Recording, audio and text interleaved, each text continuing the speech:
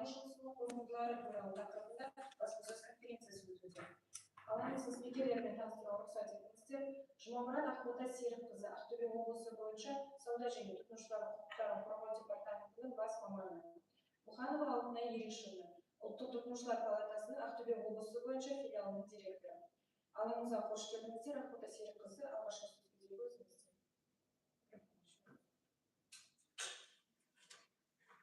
Қайырлы күн. Ақтөбе облысы бойынша сауда және тұтынушылардың құқықтарын қорғау департаменті өз құзыреті шегінде департаментке түскен тұтынушылардың өтініштерін, талап арыздарын қарап, тұтынушылар құқығы мен құқықтық мүддесін қорғау барысында өз қызметін атқарады. Сонымен қатар, бұзылған құқығын қалпына келтіру, құқықтық көмектер көрсету барысында бұзылған құқығын қалпына келтіру кезінде кеңестер беру және өңір азаматтарын құқықтық сауаттандыру жұмыстарын жүргізеді. Сонымен қатар, департаментке түскен өтініштер мен материалдар негізінде сауда және тұтынушылардың құқықтарын бұзған субъектілерді кінәлары дәлелденген жағдайда әкімшілік жазаларға тарту жұмысын жүргізеді. Тұтынушылардың құқықтарын қорғау туралы Қазақстан Республикасының заңнамасына сәйкес тұтынушылардан шағымдардың қарау үш сатылы жүйесі бекітілген. Бірінші сатыда құқығы бұзылған тұтынушы сатушыға, дайындаушыға, өндірушіге тауардың, жұмыстан көрсетілген қызметтің кемшіліктері салдарынан келтірілген залалды ерікті түрде өтеу туралы кінә қойып наразылығын жүргізуге құқылы. Екінші сатысында арыз шағымдар уәкілетті мемлекеттік органдар қарауына жіберіледі. Әр мемлекеттік орган өз құзыреті шегінде тұтынушылардың арызын қарап, тұтынушы құқығын бұзушылыққа дәлелденген жағдайда тиісті талаппен сатушыға, орындаушыға әкімшілік жауапкершілікке тартады. Ал үшінші қадам тұтынушының сотқа жүгінуі, яғни тұтынушының талабы сотқа дейінгі тәртіппен қанағаттандырылмаған жағдайда. Сондай-ақ тұтынушы құқығын қорғауда сотқа дейінгі реттеуді қоғамдық бірлестіктер, медиаторлар, өзін-өзі реттеу субъектілері жүзеге асыра алады. Жалпы департаментпен 2026 жылдың қаңтар-сәуір айлары аралығында, яғни 4 айдың қорытындысы бойынша 727 тұтынушы өтініші қаралды. 2025 жылдың сәйкес кезеңімен салыстырғанда тұтынушылардың өтініші 44%-ға артқанын көрсетеді. Электрондық саудасына қатысты айтатын болсақ 127 өтініш, яғни өткен кезеңмен салыстырғанда 15%-ға артқан. Сондай-ақ көше сауда саласында 220 өтініш тіркелді, бұл да түскен өтініштердің басым бөлігі болып табылады. Басқа өтініштер тұрмыстық қызметтер 196, тұрғын үй коммуналдық шаруашылық 31, байланыс қызметі 30 және 120 өтініш көлік қызметтері, туристік қызметтерге байланысты қаржы, қоғамдық тамақтану және медицина мен білім беру салалары үлесіне тиесілі. Департаментке келіп түскен өтініштерді қарау нәтижесінде 138 тұтынушы өтініші оңды шешілді, 192 тұтынушыға құқықтық көмек көрсетілді, 160 өтініш мәселенің құзыретіне сәйкес тиісті мемлекеттік органдарға жолданды және де 23 өтініш мамыр айының қарауына өтті. 2026 жылдың басынан 8 миллионға жуық тұтынушының қаражаты қайтарылды. 2026 жылы департамент 85 әкімшілік жауапкершілік шара қабылдады. Нәтижесінде ірі орта шағын бизнес субъектісіне 2 миллион теңгеден астам айыппұл салынған. Департамент 32 сот отырысына үшінші тарап ретінде қатысып, оның 10 сот отырысы әлі жалғасуда. Нәтижесінде 4 миллион 297 мың теңге тұтынушыға қайтарылды.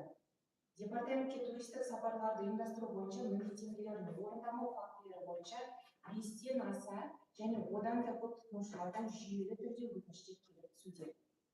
Өтініштер қарау барысында тұтынушыларға құқықтық түсіндірмелер беріліп, сотқа талап арызбен жүгіну бойынша кеңес берілді. Аталған факті сондай-ақ белгілі Қазақстан Республикасының әкімшілік құқық бұзушылық кодексінің 6-шы бөлігі 190-шы бабына сәйкес әкімшілік хаттама толтырылды. Сонымен қатар бірқатар азаматтық істер сот тәртібімен қаралып, олардың нәтижесінде тұтынушылардың пайдасына ақшалай қаражаты, моральдық зиян, өтемақысы, тұрақсыздық айыбы, мемлекеттік баж салығы, өкілдік шығындар өндірілді.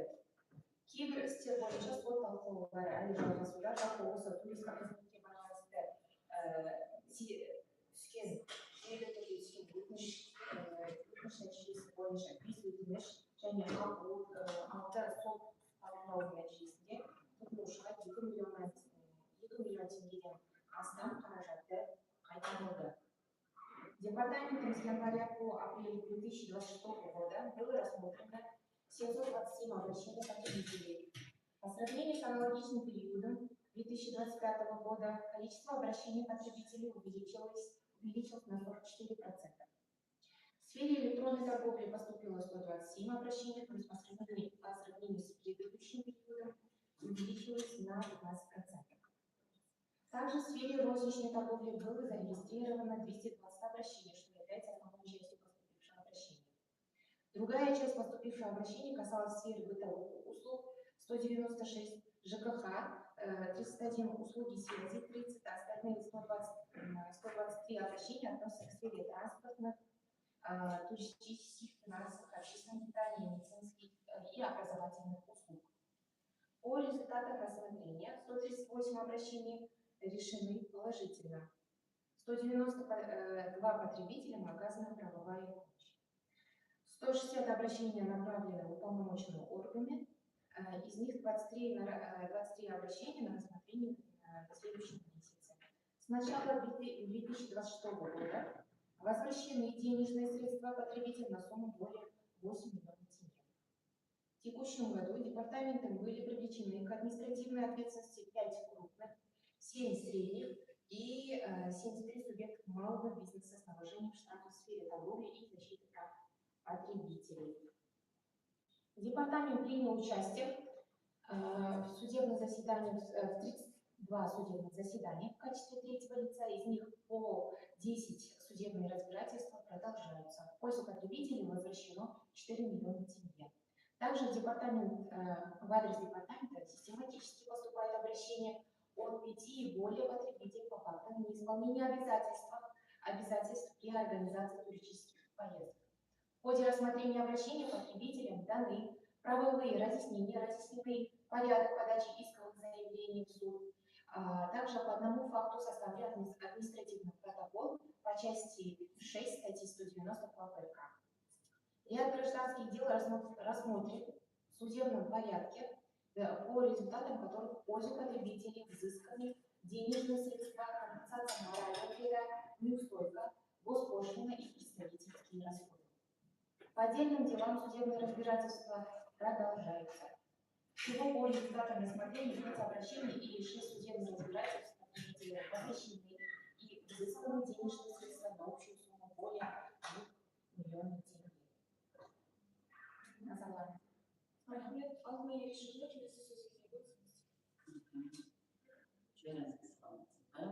Уважаемые коллеги, представители средств массовой информации, сегодня вопрос защиты прав потребителей – это уже не просто юридическая категория, это вопрос безопасности, здоровья граждан и доверия к экономике в целом. Ой, я же не включила.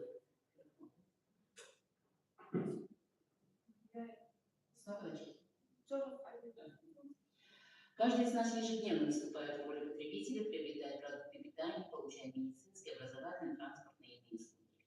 А именно от качества этих товаров и услуг напрямую зависит не только уровень жизни, но и безопасность человека. Ошибка в маркировке, недостоверная информация, некачественная услуга – это уже не бытовая мелочь, это потенциальный риск для жизни и здоровья. В Актюбинской области работа по защите прав потребителей ведется, однако практика показывает, что проблемные вопросы сохраняются. Основные из них – это низкий уровень правовой грамотности как со стороны потребителей, так и со стороны бизнеса.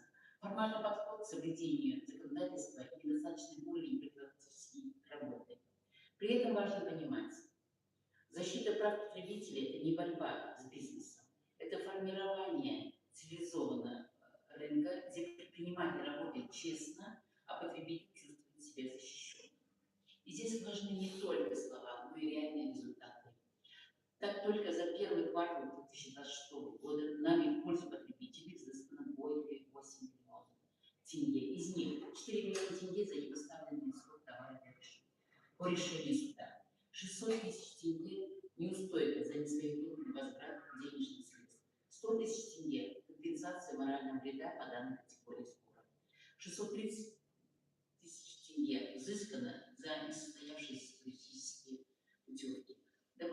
компенсирован моральный вред в размере 50 тысяч тенге. 120 тысяч тенге взыскано в досудебном порядке за некачественно изготовленную мебель с возмещением расходов потребителя. Оставшаяся часть – это повседневные, но не менее важные споры. Возвраты одежды, предоплата в ресторанах, бронирование салонов красоты и другие бытовые ситуации, с которыми ежедневно сталкиваются граждане. Эти цифры не просто статистика, это восстановление прав конкретных людей. Вместе с тем системные проблемы сохраняются. Например, в рамках мониторинга визуальной информации выявлено, что из более чем 3000 объектов значительная часть допускает нарушения. И практически каждый третий объект нуждается в корректировке. Это говорит о необходимости усиления профилактической работы и повышения ответственности бизнеса. В этой связи нами реализуются проекты, направленные на повышение правовой культуры и качества услуг. В частности, мы участвуем в общественном мониторинге, проводим инвестиционную работу и оказываем методическую помощь предпринимателям. Особое значение имеет проект Шахнама, который направлен не только на соблюдение языкового законодательства, но и на грамотную и понятную информацию. Это тоже часть прав потребителя. Наша задача не штрафовать, а предупреждать, не наказывать, а обучать. Но при этом мы четко понимаем, если права граждан нарушаются, должна наступать ответственность. В завершение хочу подчеркнуть, защита прав потребителей – это не разовая акция, а системная работа, требующая объединения усилий государства, бизнеса и общества. И чем выше будет правовая культура, тем меньше будет споров и тем выше будет доверие к рынку. А значит, выигрывает все. Спасибо за внимание.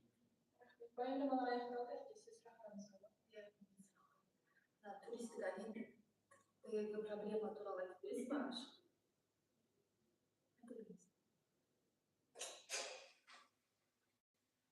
Бұл туристік агенттіктерге байланысты бестен аса және одан да көп тұтынушылар тарапынан жүйелі түрде өтініштер департаментіне және түсуде. Ол дегеніміз туристік агенттіктер келісімшартқа отырып алдын ала төлем алады тұтынушылардан, алайда алған төлем алғаннан кейін келісімшартқа сәйкес туристік қызметін жүзеге асырмайды.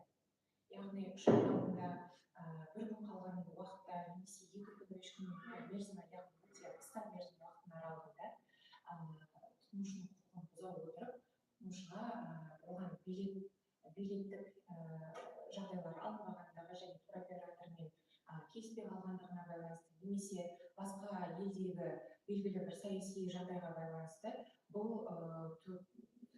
яғни тордың жүзеге асырылмайтындығын айтады. Бұл жүйелі түрде белгілі бір тур агенттіктің жасайтын, яғни тұтынушылардың құқығын бұза отырып жасайтын әрекеті болып саналады. Себебі осыған байланысты бізде 2025 жылдан бері жүйелі түрде белгілі бір тур агенттіктің тұтынушылардың құқығын бұза отырып, тұтынушылардың қаражатын қайтармау және сотқа талап арызымен жүгінген жағдайда да, егер жүгінген жағдайда тұтынушының қаражаты қайтарылмайды деген желеумен тұтынушының құқығын бұзу жағдайлары қазіргі таңда орын алып отыр. Осыған байланысты біздер бұл факттарды, яғни өтініштерді тіркей отырып, резонанстық істерге тіркей отырып, тұтынушыларға сотқа жүгіну қажеттігі жөнінде, яғни талап арызымен жүгініп, әрі қарай барлық осы турды ұйымдастыру кезінде кеткен қаражаттарын қайтарып алуға түсіндірме жұмысы жүргізіп және сотқа үшінші тұлға ретінде қатысудамыз. 2025 жылы бір тур агент бар? Негізі тур агенттер өте бірнешеу, бірақ жүйелі түрде қазіргі таңда біз департамент мекен-жайына түскен жүйелі түрде 5-тен аса, яғни одан да көп тұтынушылардың өтініштеріне сәйкес мен белгілі бір тур агенттіктің жасап отырған әрекетіне байланысты біздер қазір мағлұмат беріп отырмыз. Резонанстық істерге бұл ақпарат тіркелді. Тур агенттік өзінің келісімшартқа сәйкес орындау керек міндеттемелерін орындамай тұтынушының құқығын бұзып отырған жағдайларына байланысты. Яғни қаражатын қайтармай, 14 күн мерзімінде қаражатыңызды қайтарамын деген желеуді айтады. Алайда біз тұтынушыларға әрдайым айтамыз, тұтынушылардың құқықтарын қорғау заңында 14 күн мерзімінде көрсетілмеген қызметке қаражатты қайтарылады деп көрсетілмеген. яғни егер келісімшарт бұзылмаса және келісімшарт бұзылса және қызмет келісімшартқа сәйкес орындалмаса тұтынушы төленген қаражатын толық көлемде қайтарып алуға құқылы. Төлем жасалған күні келісімшарт қай күні бұзылды, сол күні қайтарып алуға құқылы. Қай елдерге бару керек? Қазір менің есімде емес, ол елдер, бірнеше елдер бар ол жақта. Сосын тұтынушылар ол келісім шартта елдерін атап көрсетпейді және өтініштеріне сәйкес. Ол жақта міндетті түрде төлем сомасын, сонымен қатар ондағы келісім шарттың орындалмауына байланысты тұтынушылардың өтініштері. Салыстырмалы айта аласыз ба, былтыр қанша турист осындай шағын биыл Биыл бесеу емес, негізі одан да көп. Мен қазір сәуір айындағы 4 айдың қорытындысы бойынша ақпарат беріп отырмын және резонанстық істерге тіркелген ақпарат ретінде ұсынып отырмыз. Жалпы былтырғы жылмен салыстырған кезде қазіргі таңда оның 30%-ға өскенін байқауға болады. Осы айтып өтетін болсам, туристік қызметтерге байланысты тұтынушылардың құқықтарын бұзу жағдайында. Себебі неге десеңіз, қазіргі уақыт көктем мезгілі, жаз келе жатыр, көп тұтынушылар жаз мезгілінде жаздық отпускіге шығады. Сол себептен олар алдын ала төлем жасайды және де оны пландайды алдын ала. Сол себептен олардың қызметтері қазір жүзеге асырылмай, туристік қызметтер, турагентіктердің тарапынан құқықтарын бұзылып жатқан жағдайлары бірнеше есе өсуінің себебі де осында деп айтуға болады. Тағы сұрақ